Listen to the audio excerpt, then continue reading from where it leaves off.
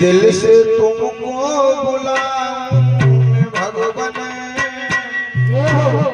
दिल से तुमको बुलाऊं मैं भगवन, तेरे बिन मेरा कोई नहीं है।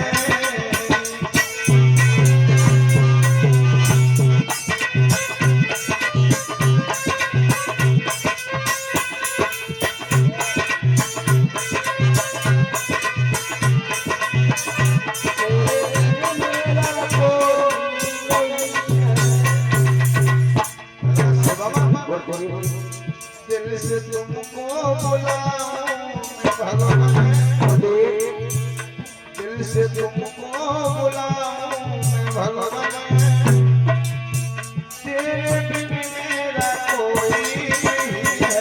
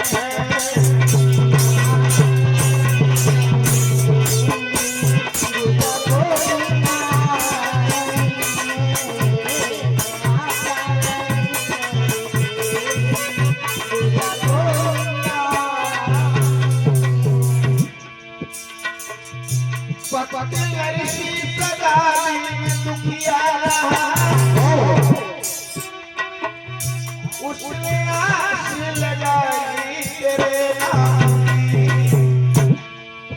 ओ भगवान सदा दिल में दुखिया रहा, उसने आस लगाई तेरे नाम की। काटे झंझट सभी गाँव बेटा के घर, काटे झंझट सभी बेटी रामा के घर,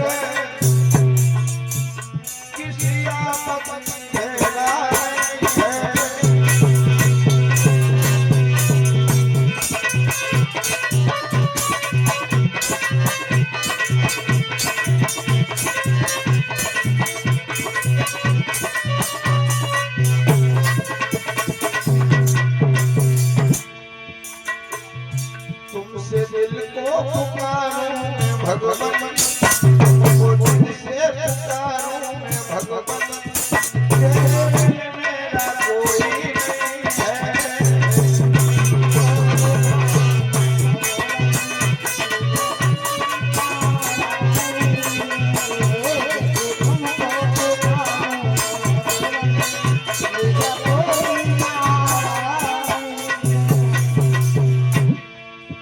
सारी सभा बीच में द्रौपदी की खिची, चीर पर चीर बढ़ाया सभा बीच में, वो सारी सभा बीच में द्रौपदी की खिची, चीर पर चीर बढ़ाया सभा बीच में। जो सारी बढ़ाई थी उसने वहाँ, जो सारी बढ़ाई थी आपने, उसका कोई किनारा नहीं है।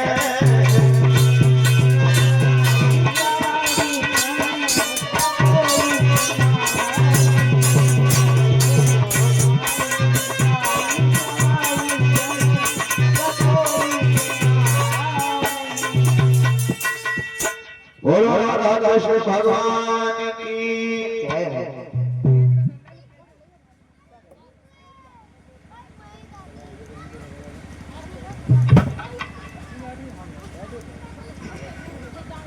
तो अभी कथा प्रारंभ होने के लिए जा रही है। सभी माता बहनें और भाई जान भारी से भारी संख्या में आकर के भगवान की रश्मि पावन कथा को श्रवण करेंगे। उससे पहले 2 लाइनों का कीर्तन फिर कथा में प्रवेश करते हैं।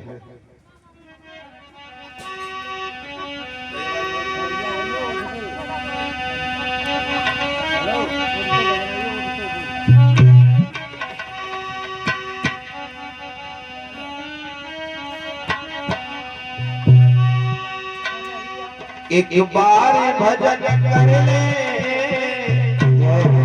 एक बार भजन कर ले, मुक्ति का जतन कर ले, कट जाएगी 84 हरि का भजन कर ले, हरि का भजन कर ले।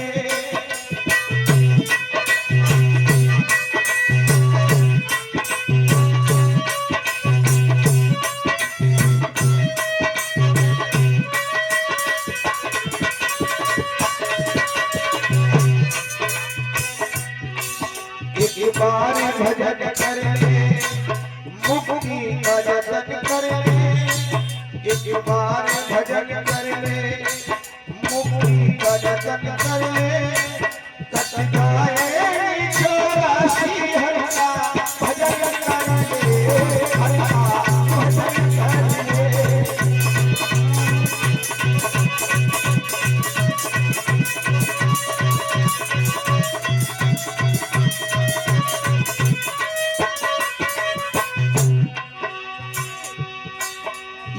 सुंदर मानव चोला हमारा और तुम्हारा ये मनुष्य का शरीर मिला है, ये बार बार नहीं मिलेगा।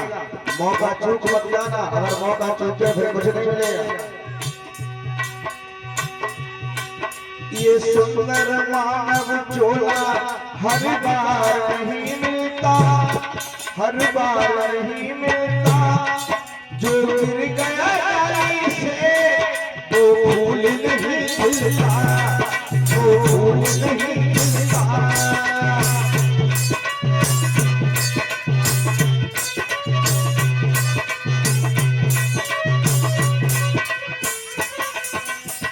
कहना है अगर एक बार वृक्ष से पुष्प नीचे गिर जाए दोबारा उसे लगाव लगेगा नहीं। इसलिए भगवान ने ये मौका दिया है, इस जन्म को व्यर्थ में मत बिताना, भगवान के भजन में निकालना, फिर ऐसा मौका फिर नहीं मिलेगा। मौका है जीवन का, मौका है जीवन का, गुलजार चमन कर ले, कट जाए 84 हरि का भजन कर ले, हरि का भजन कर ले।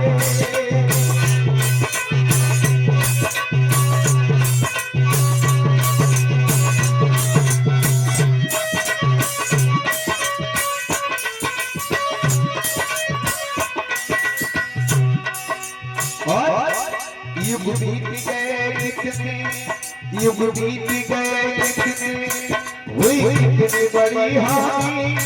युग बीत गए कितने, हुई कितनी बड़ी हानि। मन अर्पण कर प्रभु में टूटेगी मनमानी, टूटेगी मनमानी।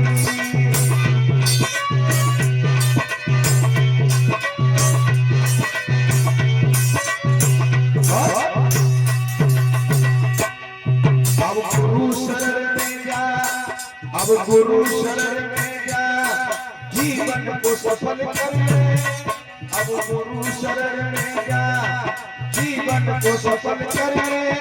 कट जाए 84 हरि का भजन कर ले, हरि का भजन कर ले।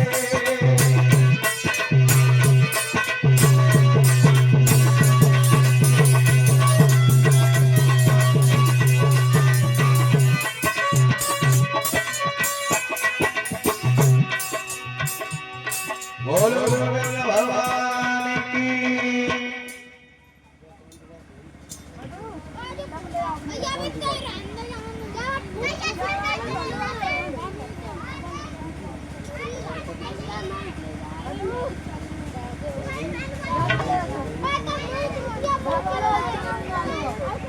बोलो सब गुरुदेव भगवान की। तो सभी माता बहनें और भाई ध्यान पूर्वक से भगवान की रश्मि पावन कथा को श्रवण करेंगे। आज कथा को चलते सप्तम द्वादश है। आज कथा प्रारंभ हो जाएगी, समाप्त होगी। तो सभी माता बहनें आज भारी से भारी संख्या में आकर के भगवान की रश्मि पावन कथा को श्रवण करेंगे और आपके समक्ष में लेकर के चल रहे हैं उद्धव और गोपियों का संवाद। कल आपको सुनाया था कंस का पद, कल कंस वध हो गया क्या, और आज आपको सुनाया जाएगा उद्धव और गोपियों का संवाद। बोलो सरस्वती भगवान की।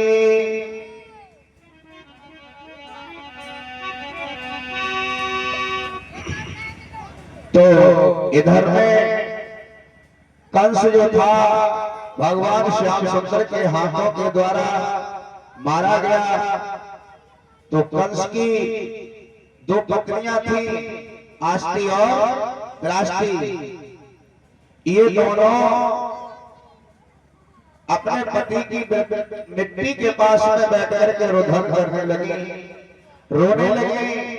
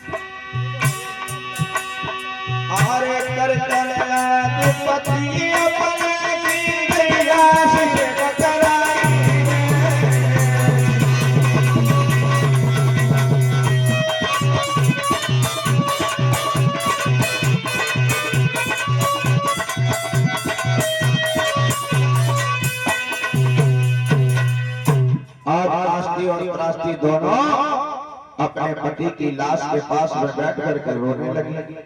इधर भगवान श्याम सुंदर धीरज बनाने लगे, कहने लगे मामी अब रोने धोने से कुछ प्राप्त नहीं होगा, क्योंकि तुम्हारे पति को हमने नहीं मारा। आस्ती प्रास्ती कहने लगी कन्हैया फिर किसने मारा? तो भगवान श्याम सुंदर समझाने लगे मामी तुम्हारे पति को तुम्हारे पति के कर्मों ने मारा है, कर्म ने। तुम्हारे पति ने जैसे कर्म किए उसका उन्हें फल प्राप्त हो गया।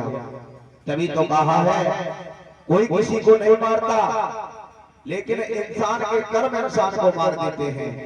अगर अच्छे कर्म करोगे तो तुम्हें मारने वाला फिर कौन है? बुढ़ापे में जाकर के ही मरोगे। और बीच में जवानी में अगर उल्टे सीधे कर्म करोगे तो तुम्हारे कर्म तुम्हें अकाल मृत्यु को प्राप्त करा देंगे। तो मामी तुम्हारे पति को हमने नहीं मारा, तुम्हारे पति को तुम्हारे पति के कर्मों ने मारा है। अब इनसे रोने से कुछ नहीं होगा, जो होना था वो हो गया। समझा रहे हैं भगवान श्याम सुंदर।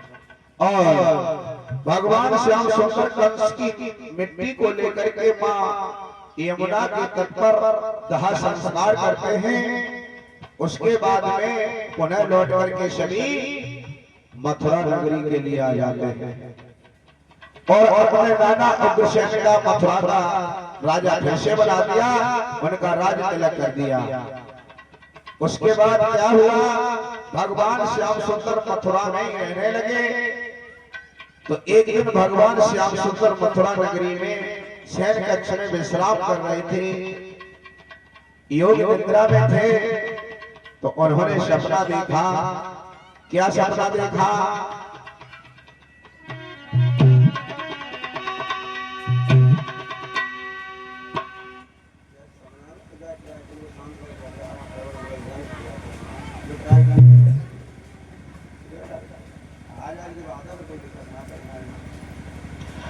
हाँ, तो वृंदावन में गोपियां, ललता, अन्य सभी जो लड़कियां थी ना, राधा की सहेली, वो एक कदम वृक्ष के नीचे बैठ करके विश्राम कर रही थी और उनके दिमाग के अंदर भगवान श्याम सुंदर का ही चिंतन चलता रहता था, उन्हीं की याद करती रहती थी।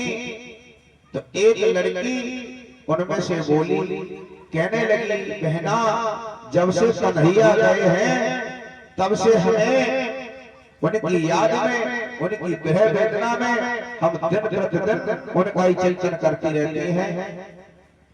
और क्या बोली,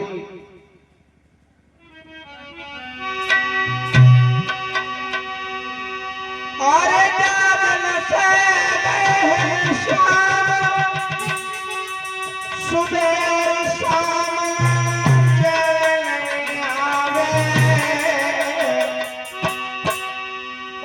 कर की याद तो भटोर जाए।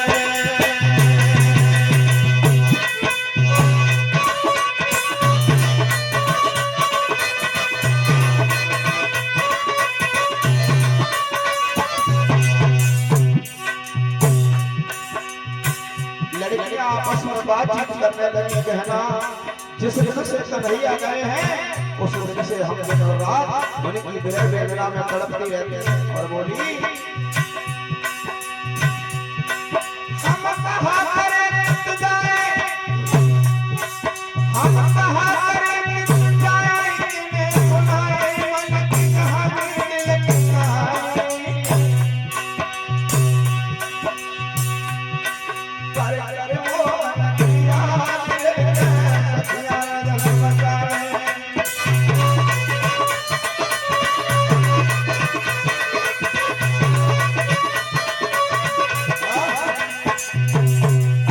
भगवान श्याम सुंदर की विरह वेदना में लड़कियां दिन प्रतिदिन चिंतन करती हैं, आपस में बातचीत कर रही हैं कि बहना, श्याम सुंदर जब से गए हैं तब से हमें चैन नहीं आता। उनमें से एक लड़की और कहने लगी, क्या बोली,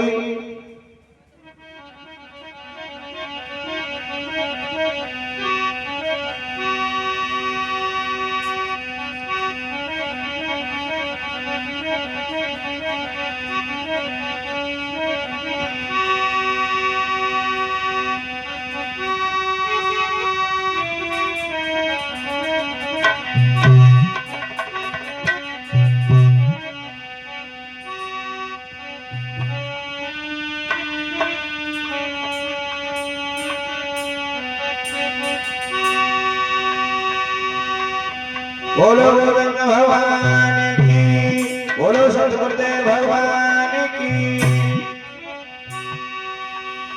अरे हम याद मोहन की आती,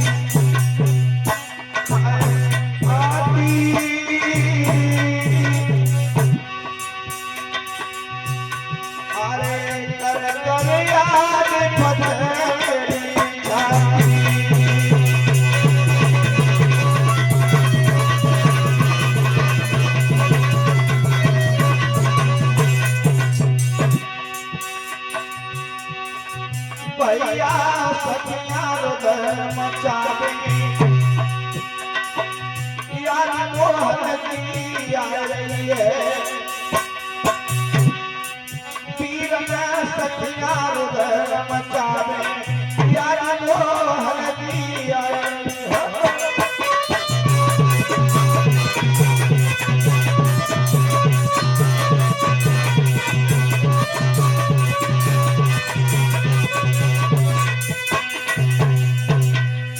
इधर गोपियां गृह वेदना में भगवान श्याम सुंदर की याद कर रही हैं और इधर क्या हुआ भगवान श्याम सुंदर मथुरा में आनंद से सो रहे हैं। उन्होंने देखा कि एक दिवस निज महल में लेटे कृष्ण मुरारी आधी रात के बीच में एक सपना रहे निहार। उन्होंने सपना देखा। क्या देखा?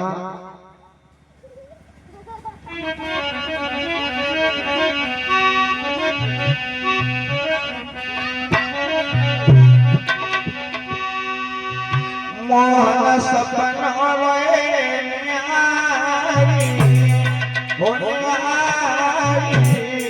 सपने में गौए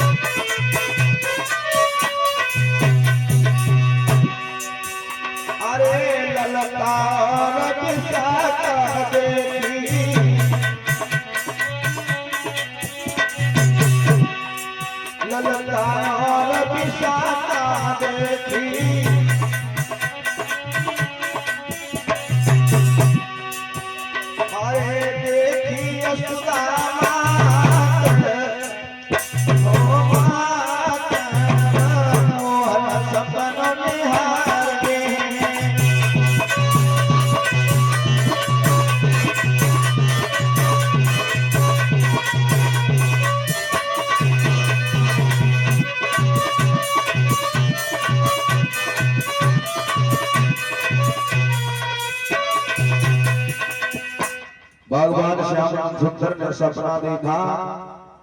वृंदावन में भगवान श्याम सुंदर जिस दिन से वृंदावन से मथुरा के लिए आए थे उस दिन से गौओं ने तिनका भी खाना बंद कर दिया। सभी गौएं मथुरा की तरफ मुख कर करके भगवान श्याम सुंदर को निहार रही हैं।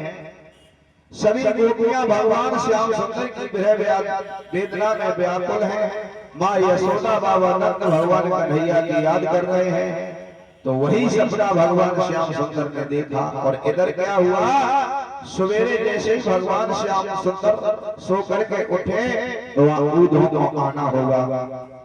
उद्धव कहने लगे हे कन्हैया हम तुम्हारे पास में जब भी आते थे तो तुम्हारा चेहरा कमल की तरह खिलता था, पुष्पों की तरह खिलता था, लेकिन तुम्हारा आज चेहरा मुरझाया हुआ नजर आ रहा है। इसका कारण क्या है? तो भगवान श्याम सुंदर उद्धव से कहने लगे सुनो उद्धव,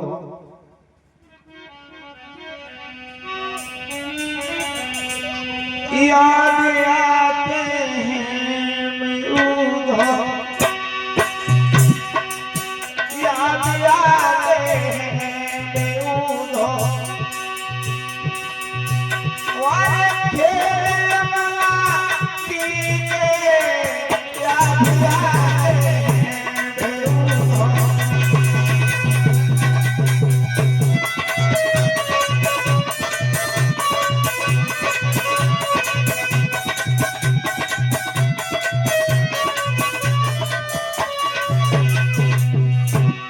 भगवान कन्हैया कहने लगे भैया अब हमें वृंदावन में वो यमुना तट पर हमारे खेल खेले थे वो याद आ रहे हैं। याद आते हैं बलूनो, याद आते हैं बलूनो, यमुना तीर के याद आते हैं बलूनो।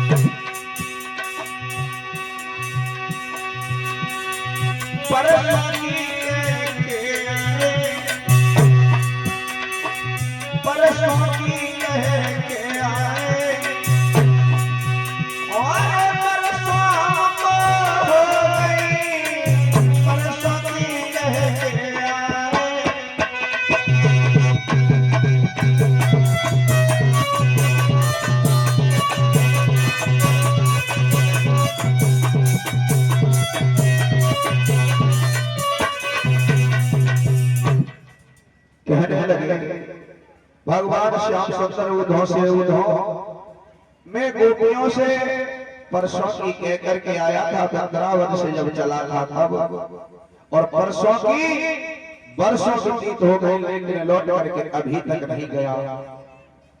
तो मैं झूठा भी बन गया और मुझे यमुना तट पर मैंने जो भी खेल खेले थे, माखन चुराया था, ग्वालों के साथ में गेंद का खेल खेला था, तो वो सब मुझे याद आ रहे हैं।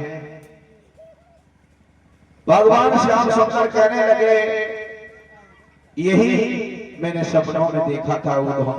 उदो कहने लगे, हमारे लायक कोई सेवा हो बता। तो भगवान श्याम सुंदर कहने लगे, उधो तुम्हारे लायक एक ही सेवा है। क्या सेवा ये है, तुम वृंदावन के लिए चले जाओ। उधो कहने लगे, ठीक है चला जाऊंगा, लेकिन मैं ऐसे नहीं जाऊंगा। अगर मैं ऐसे जाऊंगा तो मुझे वहां सब पहचान लेंगे। तो श्याम सुंदर कहने लगे, कोई बात नहीं, तुम एक काम करो, मेरा पीतांबर ले जाओ और मेरा ही रथ ले जाओ, फिर तुम्हें वृंदावन के लोग नहीं पहचान पाएंगे। तो भगवान श्याम सुंदर ने अपना पीतांबर और रथ उधो को दिया और एक पत्र लिखा। एक पत्र लिखा मां यशोदा बाबा नंद के लिए, और दूसरा पत्र लिखा है भगवान ने राधा अन्य सभी गोपियों के लिए। और बोले भगवान श्याम सुंदर,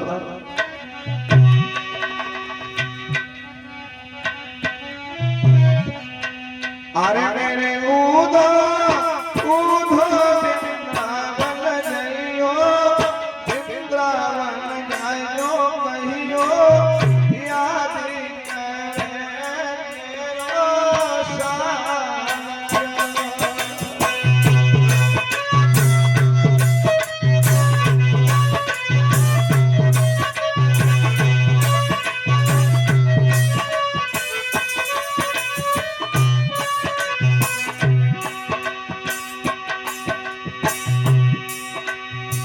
भगवान श्याम सुंदर कहने लगे, उधो ये पत्र ले जाओ और ले जाकर के सूचना बताना।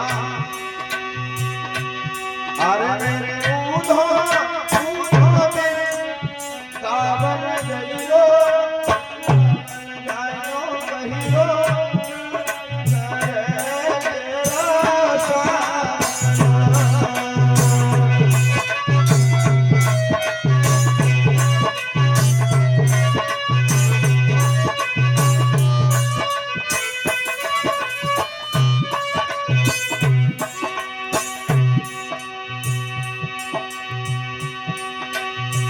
और बोले,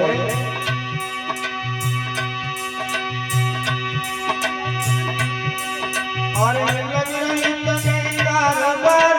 खबर होने देते,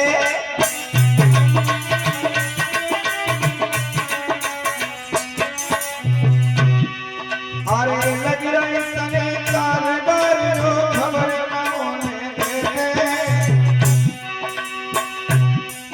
और उधो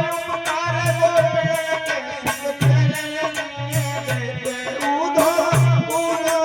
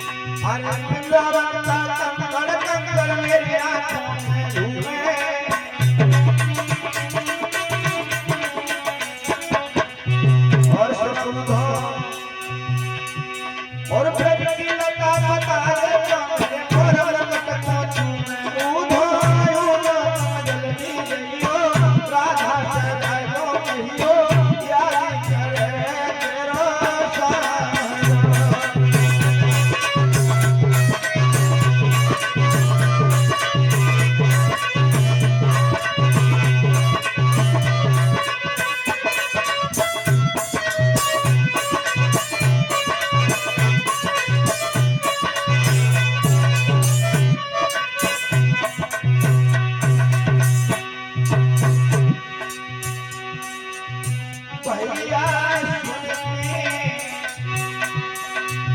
भैया सुनो की बात उन्होंने लगाई है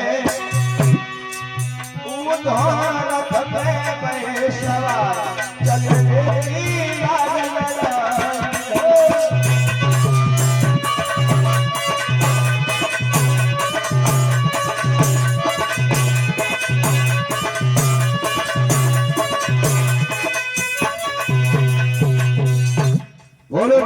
भगवान की।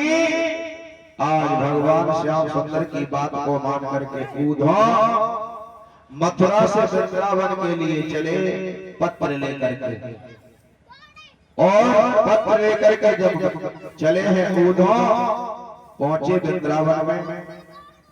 वृंदावन में जाकर के उद्धव ने क्या देखा?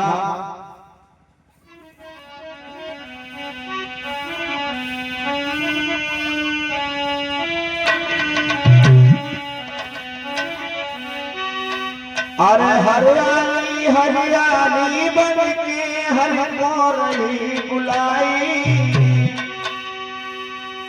और राधे श्याम गाय के में ना रही याद दिलाई।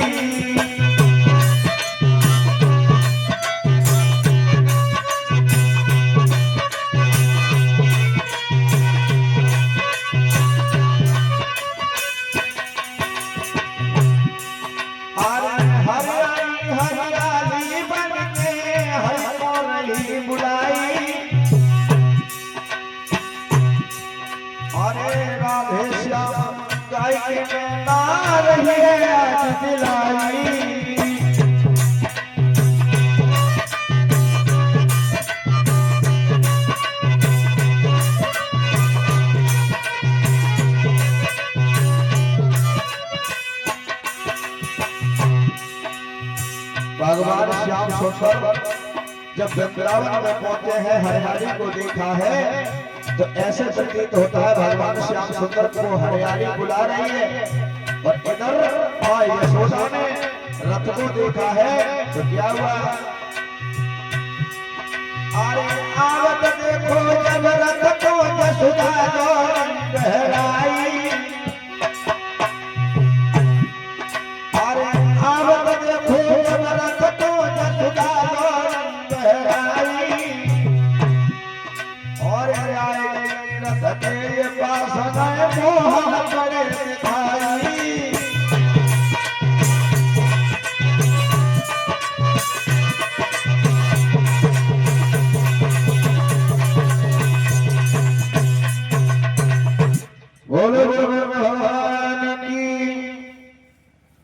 भगवान श्याम सुंदर जब वृंदावन में पहुंचे हैं तो मां यशोदा ने उद्धव जब वृंदावन में पहुंचे तो मां यशोदा ने उद्धव को आते हुए देखा तो समझ गई कन्हैया आ गए।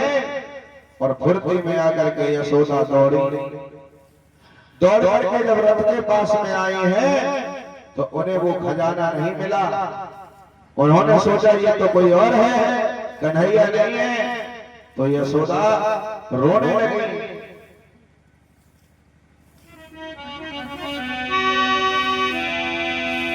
हम समझे थे बूढ़ी मैया को धोखा तूती है।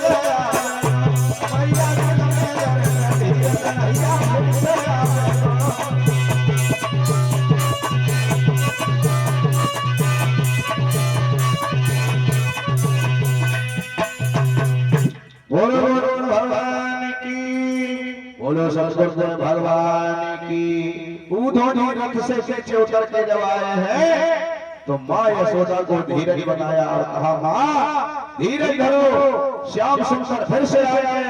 अभी मथुरा में इतना काम था, काम में बिजी थे, व्यस्त थे, इसलिए नहीं आ पाए। आप धीरज धरो, अवश्य आएंगे।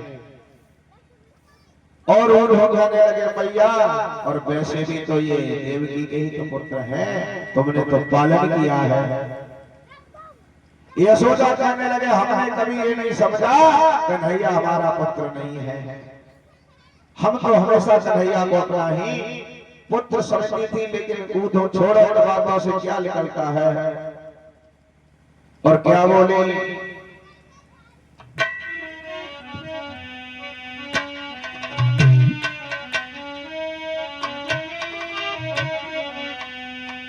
कन्हैया चलो से दूरी।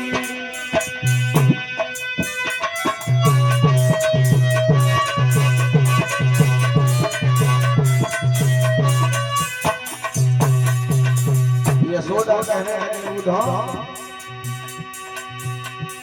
सामर चला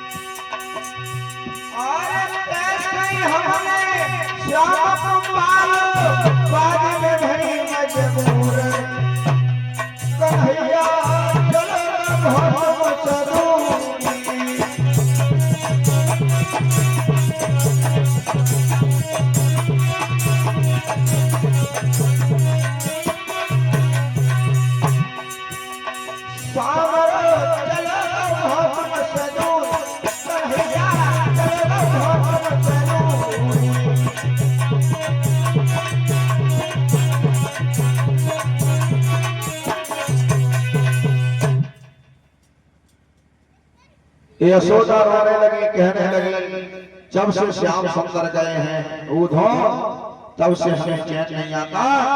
अब लौट करके कन्हैया अब नहीं आएगा। उधो कहने लगे, भैया सब्र करो, चिंता न करो, भगवान श्याम सुंदर अवश्य लौट करके आएंगे, इसमें संशय करने की कोई बात नहीं है। एक भगवान का कीर्तन बोलते हैं, कथा चली रही है। बोलो सतगुरुदेव भगवान की।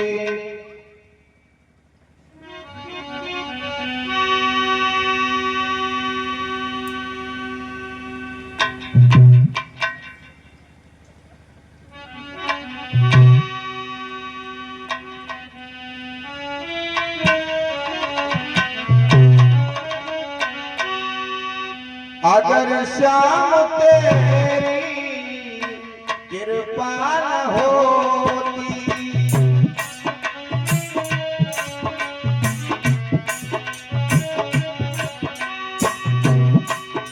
ओ अगर श्याम तेरी कृपा न होती, गरीबों को दुनिया रहने देती।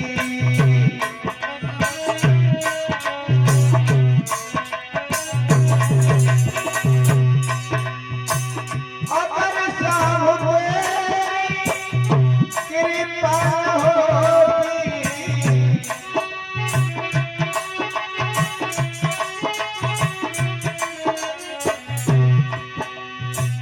गरीबों को दुनिया रहने देती।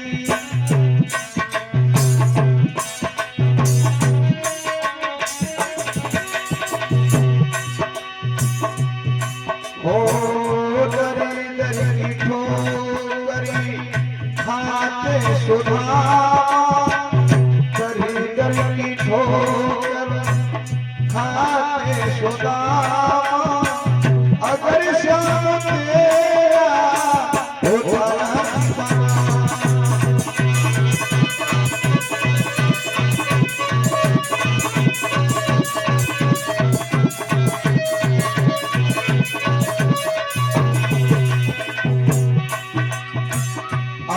श्याम तेरी कृपा न होती गरीबों को दुनिया जीने न देती।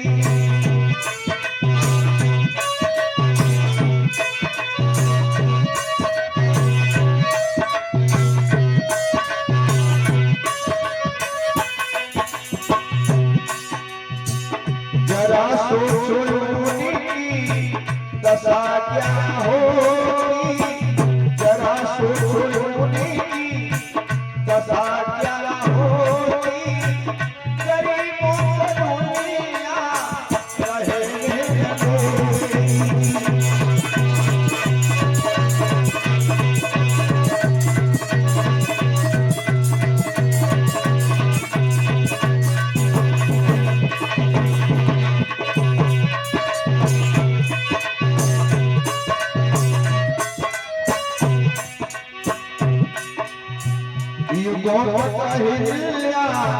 युगों तक अहिल्या बातें रहती, युगों तक अहिल्या बातें रहती, शिवरी की कुटिया वीरान रहती।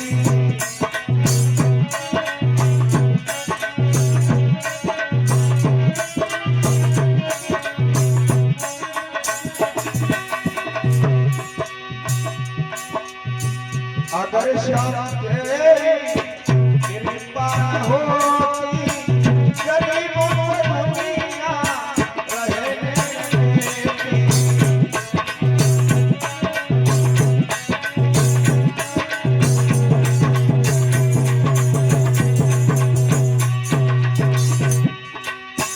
नरसी भी रोता नारी भी रोती, नरसी भी रोता नारी भी रोती, गरीबों को दुनिया रहने न देती। अगर श्याम तेरी कृपा होती गरीबों को दुनिया रहने न देती।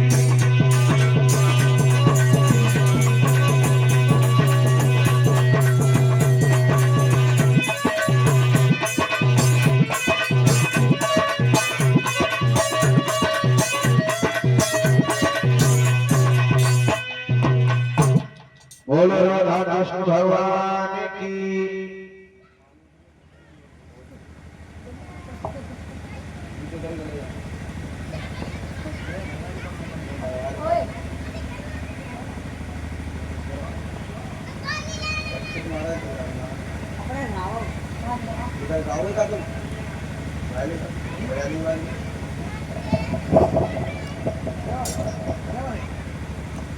हल हल हल हल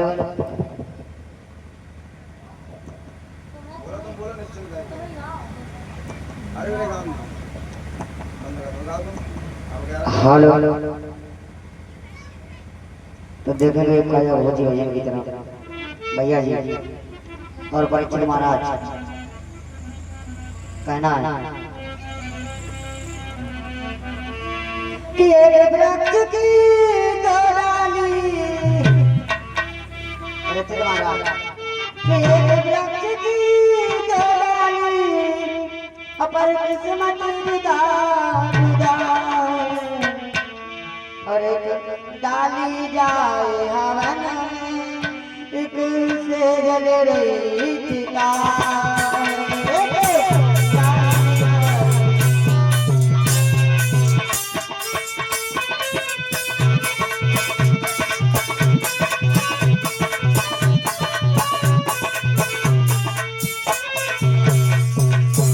एक फरमाइश है कि काया हो कि भजन हो जाए तो सुनिएगा। एक वृक्ष की डाली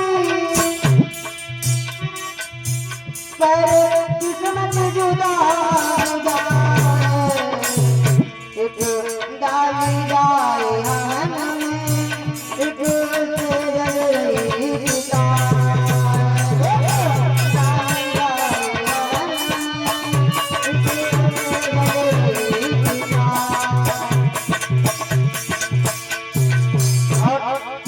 एक राजा के परिचित वाला एक राजा को दो बेटे पर किस्मत अपनी अपनी एक राजा के बेटे पर किस्मत जुदा जुदा एक झूले पालने में एक पत्तों पे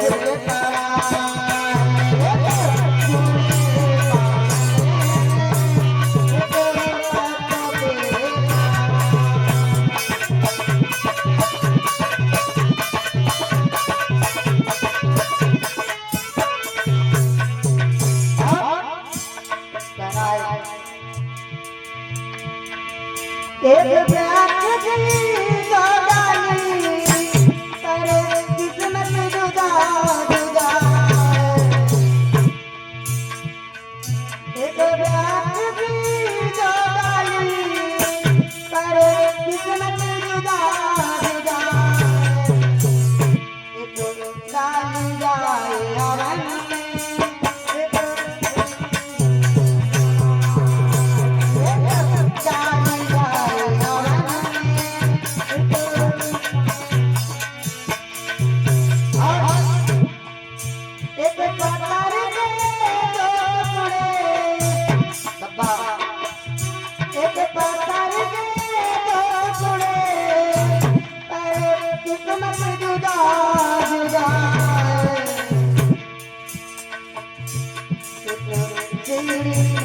एक बन शंकर की फुटिया एक सीढ़ी में लगा है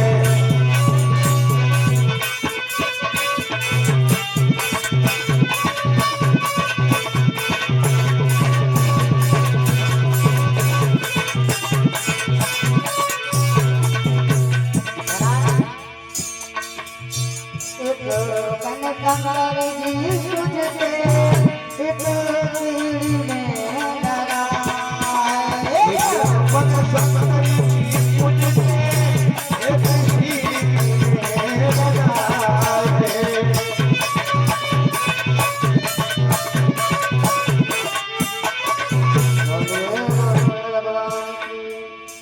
बोलो सदगुरुदेव भगवान की। और एक आई थी कौन सी थी हाँ जब भगवान कन्हैया मथुरा के लिए जा रहे थे राधा रो रो के कह रहे हैं भैया की फरमाइश से गजल बजाइए कहना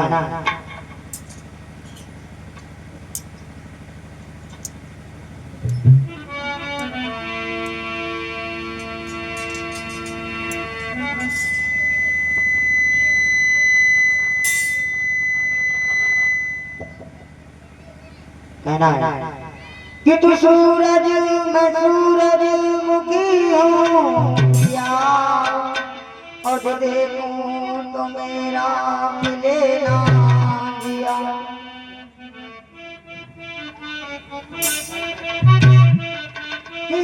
कि तू सूरज मैं सूरज मुखी हूँ या और तो देखूं तो मेरा मिले ना तेरे रंग में रंगी मेरे मन की गली तेरे रंग में रंगी मेरे मन की गली खेला दो मेरा दिल सारी गलिया खेला दो मेरा दिल सारी गलिया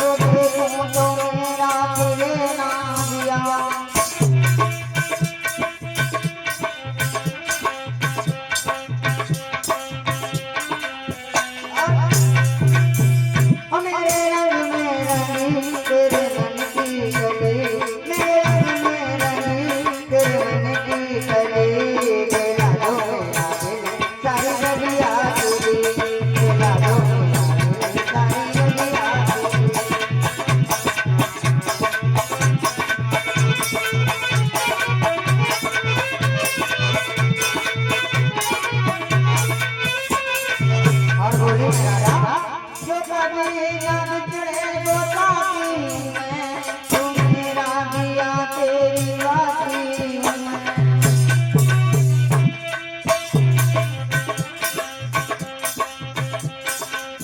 अरे राधा जो कभी न बिछड़े गोसाकी मैं तू मेरा दिया तेरी वासी मैं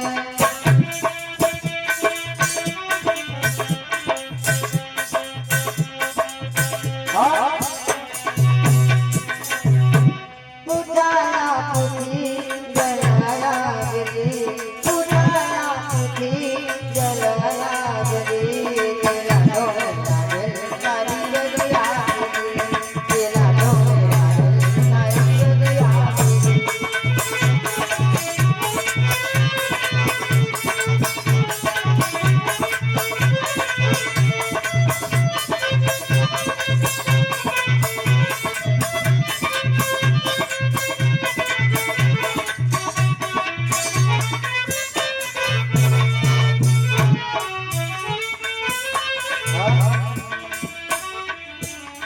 सूरज में सूरज मुखियों किया जो देखूं तो मेरा तुझे नाम दिया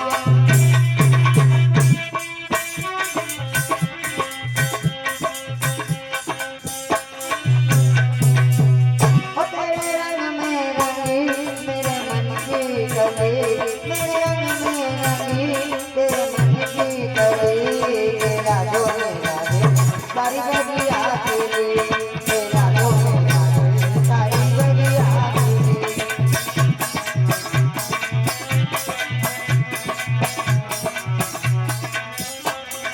मेरे वृंदावन की जय हो।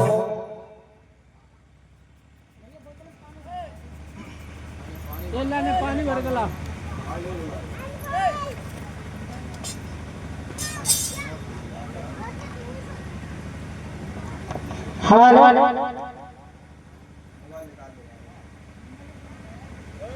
लाइट आई लाइट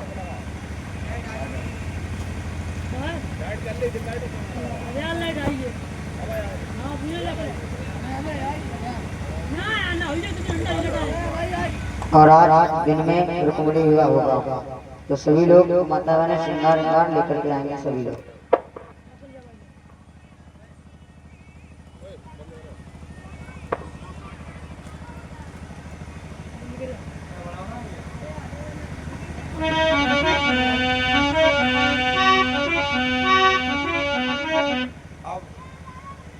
हेलो अब क्या हुआ?